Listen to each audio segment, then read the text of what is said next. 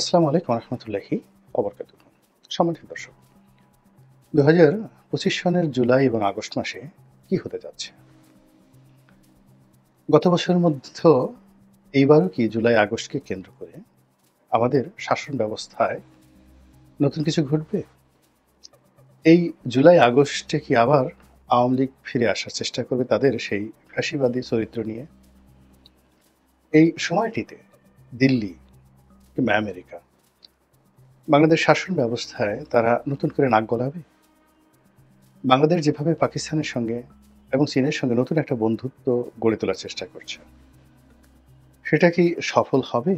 Doctor Mohammad Yunus কি আরো দীর্ঘদিন থাকবেন, ৫ বছর কিংবা তার অধিক সময়, নাকি তারেক রহমান সাহেবের সঙ্গে যে বৈঠক, সেই বৈঠকের সূত্রে তিনি ২০২৬ সনের ফেব্রুয়ারি মাসের প্রথম সপ্তাহে একটি নির্বাচন দিয়ে বিএনপির হাতে ক্ষমতা হস্তান্তর করে চলে যাবেন? এই যে সরল প্রশ্নগুলো, সেই সরল প্রশ্নগুলোর একটিরও সরল উত্তর নেই। প্রশ্নগুলো খুবই স্পষ্ট, কিন্তু এর যে উত্তরগুলো, সেই উত্তরগুলো নেই, দেওয়ার মতো কোনো উল্লেখ নেই, এবং শোনার মতো আমাদের যারা লোকজন রয়েছে তাদের ধৈর্য নেই। এর কারণ হলো, যারা এই প্রশ্ন করছেন আর যারা এই প্রশ্নের উত্তর দিবেন তাদের মধ্যে আকাশ এবং পাতাল দূরত্ব। বর্তমানের যারা উপদেষ্টা মণ্ডলী, তাদের জনসম্পৃক্ততা নাই বললেই চলে।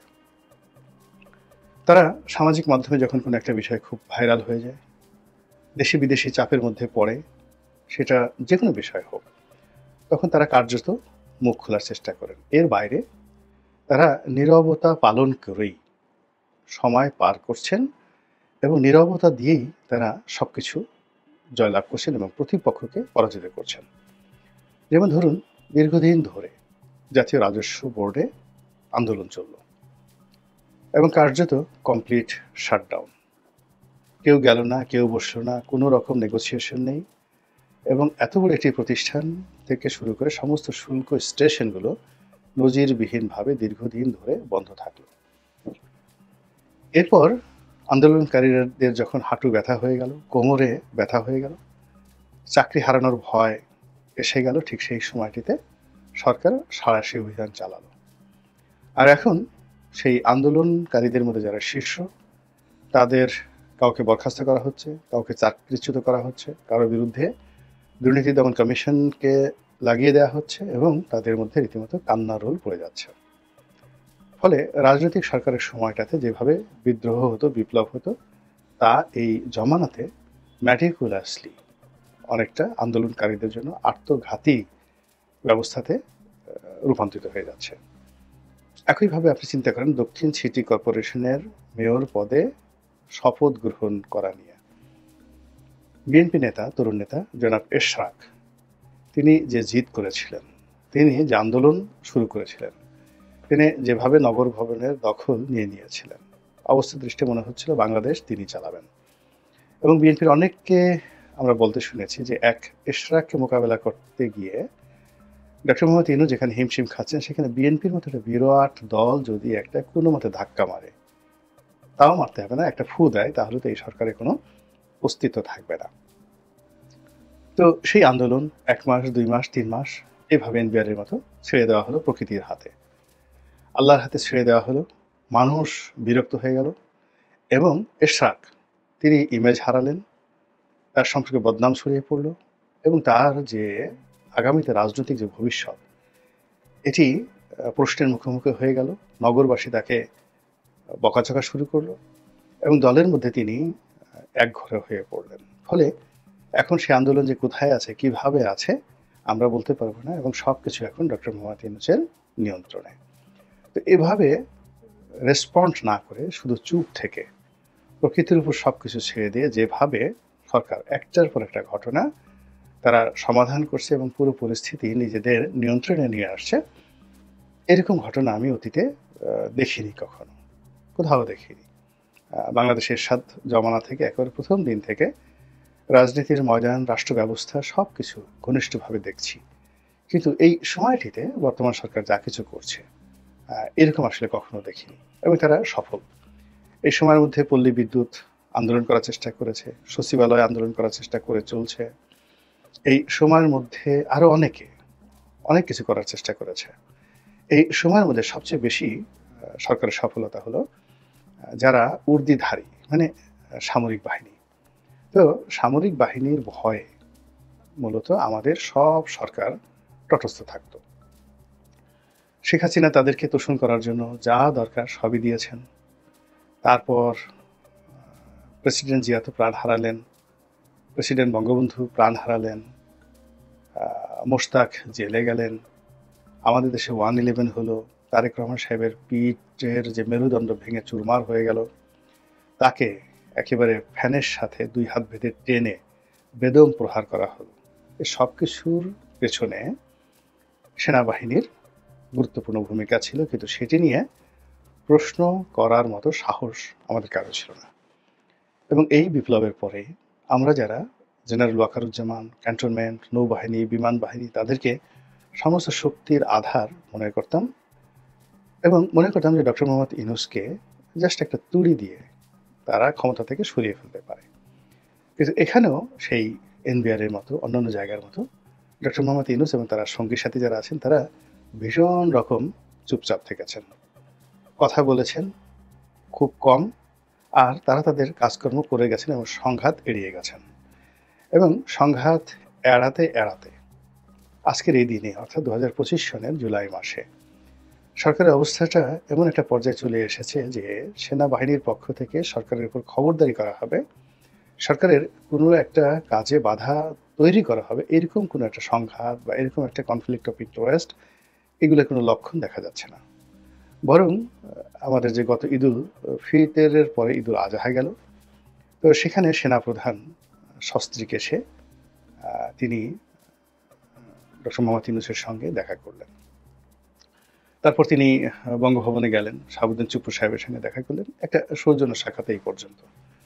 আমরা যেভাবে সরকারের যে নিরাপত্তা উপদেষ্টা খলিলুর রহমানকে নিয়ে ভীত সন্ত্রস্ত হয়ে পড়েছিলাম, যারা কন্টেন্ট তৈরি করেন সরকারের বিপক্ষে তারা সবাই বলছিলেন যে খলিলুর রহমান সেই সেনাবাহিনীর সঙ্গে টেক্কা দিয়ে 1 মিনিট টিকতে পারবেন না, তিনি সেই পার্সোনা নন গ্রাটা, অর্থাৎ তাকে ক্যান্টনমেন্টে ঢুকতে দেওয়া হচ্ছে না। এবং তার মতো একজন আমেরিকান লবিস্টের লোককে ডক্টর মোহাম্মদ ইউনূস নিরাপত্তা উপদেষ্টা হিসেবে নিয়োগ দিয়ে যে অন্যায় করেছেন তার ফল তাদেরকে ভোগ করতে হবে। এবং মধ্যে তো এমন একটা পরিস্থিতি তৈরি হয়েছিল যে ক্যান্টনমেন্টের যে মনোভাব, সেই মনোভাবের সঙ্গে তাল মিলিয়ে বাংলাদেশের প্রধান রাজনৈতিক দল বিএনপি, সেই বিএনপি খলিলুর রহমান সাহেবের পদত্যাগ চেয়ে বসলেন এবং সঙ্গে সঙ্গে আরও কয়েকজন উপদেষ্টার পদত্যাগ চেয়ে বসলেন। এখানেও সরকার খুব নীরব ভূমিকা পালন করলেন এবং ধীরে ধীরে দেখা গেল যে সমস্ত কাজই তারা খলিলুর রহমান সাহেবকে দিয়ে করাচ্ছেন। তারেক রহমান সাহেবের সঙ্গে ডক্টর মোহাম্মদ ইউনূসের বৈঠক হবে, সেখানে টোটাল বৈঠকের যে আয়োজন কে করছেন? খলিলুর রহমান। তারেক রহমান সাহেবকে অভ্যর্থনা জানানো, হোটেলের ভিতরে ইউনূস সাহেবের সামনে নেওয়া, আবার সেখান থেকে বৈঠক শেষে ইউনূস সরকারের পক্ষ থেকে তিনি অর্থাৎ খলিলুর রহমান এবং তারেক রহমান সাহেবের পক্ষ থেকে আমির খসরু মাহমুদ চৌধুরী যৌথ সংবাদ সম্মেলন করলেন। ফলে কি হলো? বিএনপি ডক্টর খলিলুর রহমান সম্পর্কে একটা রীতিমতো রাম ধরা খেলেন। এখন আপনারা সবাই জানেন যে সরকার আমাদের দেশে যারা আছে, আমরা আমাদের সেনাবাহিনীর ব্যবহার করার জন্য যে আর্মস অ্যান্ড অ্যামুনিশন কিনি তার একটা বিরাট অংশ চীন থেকে আসে। তো আওয়ামী লীগ জামানাতে কিছু গোলা বারুদ অস্ত্র ভারত থেকে আসতো, কিন্তু সেটা এখনো পর্যন্ত চীনের পর্যায়ে নয়। আবার ইউরোপ থেকেও, আমেরিকা থেকেও বেশ কিছু সামরিক সরঞ্জামাদি আসে এবং এই ডিলগুলো খুব সিক্রেট ওয়েতে হয় সেনা সদরের তত্ত্বাবধানে এবং সেখানে সেনাপ্রধান এবং অন্যান্য যে সকল গুরুত্বপূর্ণ কর্তা ব্যক্তি অত্যন্ত গোপনীয়তার সঙ্গে এই যে অস্ত্র কেনা সংক্রান্ত যে চুক্তি এইগুলো করেন এবং মাঝে মধ্যে থার্ড পার্টি এর সাথে সম্পৃক্ত থাকেন, কিন্তু এটা খুব অল্প। যেমন যখন 1996 সালে আওয়ামী লীগ ক্ষমতা এসেছিল তখন ডাইউ কোম্পানির মাধ্যমে একটা ফিগ্রেট কেনা হয়েছিল। তখন আব্দুল মিন্টু আওয়ামী লীগের সঙ্গে ছিলেন, আওয়ামী লীগের ব্যবসায়ী। সেই যেমন সালমান এফ রহমান সাহেব সেই 2009 থেকে একেবারে 25 পর্যন্ত সব কিছু নিয়ন্ত্রণ করতেন, তদ্রূপ ওই জমানাতে 96 সনে তখন শেখ পরিবারের একেবারে ঘনিষ্ঠ ছিলেন আব্দুল আওয়াল মিন্টু। তো তখন তিনি সেই ফ্রিগেট কেনার যে সেই ডিলটির বাংলাদেশি এজেন্ট ছিলেন তার কোম্পানি, আব্দুল আওয়াল মিন্টুর কোম্পানি, এরকম আরও অনেক কিছু। এবং সেটা নিয়ে মামলাও হয়েছিল, দুর্নীতির মামলা। সেই মামলাটার কী অবস্থা, চলছে না খালাস পেয়েছেন, আমি এখন পর্যন্ত জানি না। এরকম সেনাবাহিনীর অনেক বা নৌবাহিনী, বিমান বাহিনীর অনেক কিছু সরবরাহ করা হয়। সেক্ষেত্রে রাষ্ট্র টু রাষ্ট্র হয়। আবার এর বাইরে এরকম আব্দুল আওয়াল মিন্টুর মতো বা সালমান এফ রহমানের মতো বা এখন যারা ইউনূস সরকারের খুব ঘনিষ্ঠজন রয়েছেন, এই সমস্ত লোকজন এই ডিলগুলো করেন বেসরকারি বা বেসামরিক প্রতিষ্ঠানসমূহ। তো সেই বিষয়গুলো যাই হোক না কেন, সেখানে সেনাপ্রধানের একটা বা নৌবাহিনী প্রধান, বিমান বাহিনী প্রধানের একটা গুরুত্বপূর্ণ ভূমিকা পালন করেন। এবং এরকম কয়েকটি বৈঠক সেনাপ্রধানের সঙ্গে আমেরিকার হওয়ার কথা ছিল। তারপরে চীনে যাওয়ার কথা ছিল সেনাপ্রধানের। আমরা এটা শুনেছিলাম। এখন সেটা কি এই অস্ত্র কেনা সংক্রান্ত, না কি কোনো সামরিক বিষয়াদি নিয়ে আলাপ আলোচনা, নাকি অন্য কোনো কিছু আমরা জানি না। বিকজ পুরোটাই আসলে রাষ্ট্রীয় গোপনতা। কিন্তু দেখা গেল যে সেই সমস্ত জায়গাতেও ডক্টর খলিলুর রহমান রাষ্ট্রের প্রতিনিধিত্ব করেছেন এবং সেখানে রাষ্ট্রকে অতিক্রম করে সেনাপ্রধান সেখানে যেতে পারেনি। It means the whole situation and environment is control by the Yunus government and operated by the Khalilur Rahman itself. It's a grand victory. তো এই অবস্থাতে সরকার যে একটার পর একটা সফলতা দেখিয়ে যাচ্ছে, সেই সফলতা ধারাবাহিকতায় 2025 সনের জুলাই আগস্টে যে কথাগুলো নতুন করে এসেছে, সেটা হলো বর্তমান নির্বাচন কমিশনার বা প্রধান নির্বাচন কমিশনার বা কমিশন তারা কি থাকবে না পদত্যাগ করবে। সরকারের যারা কিংস পার্টি গত কিছুদিন ধরে তারা এই কমিশনের পদত্যাগ দাবি করে আসছে এবং তারা সন্দেহ করছে যে এই কমিশনের বেশিরভাগ কর্তা ব্যক্তি বিএনপি মাইন্ডেড এবং তারা বিএনপিকে জেতানোর জন্য তারা চেষ্টাচরিত করে যাচ্ছেন।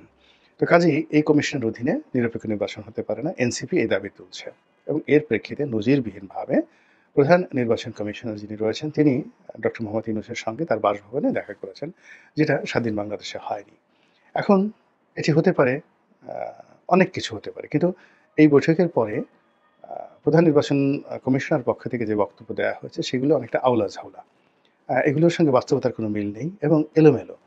সেই এলোমেলো কথার কারণে মনে হচ্ছে যে তিনি বিব্রত, তিনি যাকে বলা হয় কি করতে যাচ্ছেন বা কি করবেন সেগুলো নিয়ে তিনি চিন্তিত।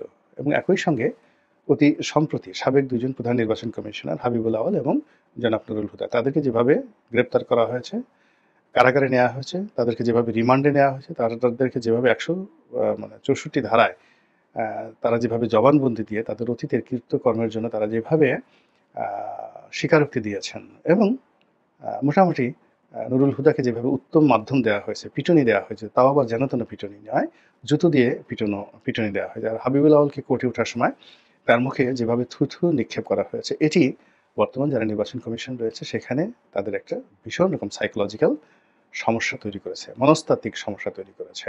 তো সেই কারণে তারা ডক্টর মোহাম্মদ ইউনূসের সঙ্গে দেখা করতে পারেন এবং অথবা এনসিপি যে দাবি করছে সেই দাবি নিয়ে কোনো কথাবার্তা হতে পারে, আরও অনেক কিছু। কিন্তু ব্যাপারটা হলো যে ডক্টর মোহাম্মদ ইউনূসের সঙ্গে তার যে বৈঠকটি এটি আনইউজুয়াল, অস্বাভাবিক এবং আনপ্রেসিডেন্টেড, কখনো ইতিপূর্বে যেটা হয়নি। গেল নির্বাচন কমিশন। এখন রাষ্ট্রপতি চুপ। তিনি কি কার্যকর আছেন? তিনি কি গৃহবন্দী? তিনি কি ওখান থেকে বের হয়ে রাষ্ট্রপতি হিসেবে কোনো কাজকর্ম করতে পারেন? আপাত দৃষ্টিতে মনে হচ্ছে যে তিনি তিনি বঙ্গভবনের ভিতরে আছেন বটে, তবে ডক্টর মোহাম্মদ ইউনূসের হুকুমের বাইরে একটি বা একটি শব্দ করার ক্ষমতা তার নেই। তিনি তার সমস্ত বুদ্ধি, প্রজ্ঞা, মেধা দিয়ে অনেকটা ঝুঁকি নিয়ে সেই ডক্টর মোহাম্মদ ইউনূস সরকারকে তিনি শপথ পড়িয়েছেন। তিনি যদি বলতেন যে আমি শপথ পড়াবো না, অথবা তিনি যদি প্যাঁচ লাগাতে চাইতেন, অনেকভাবে প্যাঁচ লাগাতে পারতেন। আমি যতটুকু জানি যে সুপ্রিম কোর্টের যে রেফারেন্সটির সূত্রে ডক্টর মোহাম্মদ ইউনূসকে এবং তার সরকারকে রাষ্ট্রপতি শপথ বাক্য পড়িয়েছেন, সেই বুদ্ধিটি রাষ্ট্রপতি দিয়েছেন 106 ধারা অনুযায়ী সুপ্রিম কোর্টের রেফারেন্স আনা, এবং এই পুরো কাজটি রাষ্ট্রপতি করেছেন এবং যাতে এই বিপ্লবটি সফল হয়। কিন্তু সেই রাষ্ট্রপতিকে শপথ গ্রহণ করার পর থেকে তারা সাহায্য করেনি, সহযোগিতা করেনি, বরং তাকে শেখ হাসিনার দস্যুর রূপে, আওয়ামী লীগের দস্যুর রূপে টেনে হেঁচড়ে সেখান থেকে নামানোর জন্য যে গত ১ বছর প্রচেষ্টা চলছে, সেই প্রচেষ্টার কবলে পড়ে রাষ্ট্রপতি ওখানে বসে যেয়ে গুমরে, গুমরে কাঁদছেন। তার কাছে মনে হচ্ছে এর চাইতে মরে যাওয়াটা তার জন্য সম্মানজনক এবং আ নিরাপদ। তো এরকম যখন চলছে ১১ মাসের মাথায় এসে আবার সেই গণভবন যেভাবে ভাঙচুর করা হয়েছিল, আক্রমণ করা হয়েছিল, ওভাবে রাষ্ট্রপতি ভবন অর্থাৎ বঙ্গভবন আক্রমণের জন্য নানা মহল থেকে জোর দাবি তোলা হচ্ছে এবং নানা রকম কথাবার্তা ছড়িয়ে ছিটিয়ে পড়ছে। এখন রাষ্ট্রপতির আলাদা গার্ড আছে, সেনাবাহিনী আছে, রাষ্ট্রযন্ত্র আছে। কিন্তু মবের কাছে তো আসলে গত ১১ মাসে সবকিছুই পরাজিত হয়েছে। মব যেভাবে চেয়েছে, মবক্রেসি যেভাবে চেয়েছে, ওভাবেই আসলে বাংলাদেশে রাজনৈতিক দলগুলো, রাজনৈতিক সিদ্ধান্তগুলো হয়েছে। তো সেই ক্ষেত্রে বঙ্গভবনকে নিয়ে যে মব তৈরির চেষ্টা চলছে, সেটির শেষ পরিণতি কোথায় যায় সেটাই দেখার বিষয়। আল্লাহ আমাদের সবাইকে হেদায়েত দান করুন এবং হেফাজত করুন। আসসালামু আলাইকুম ওয়া রাহমাতুল্লাহি ওয়া বারাকাতুহু।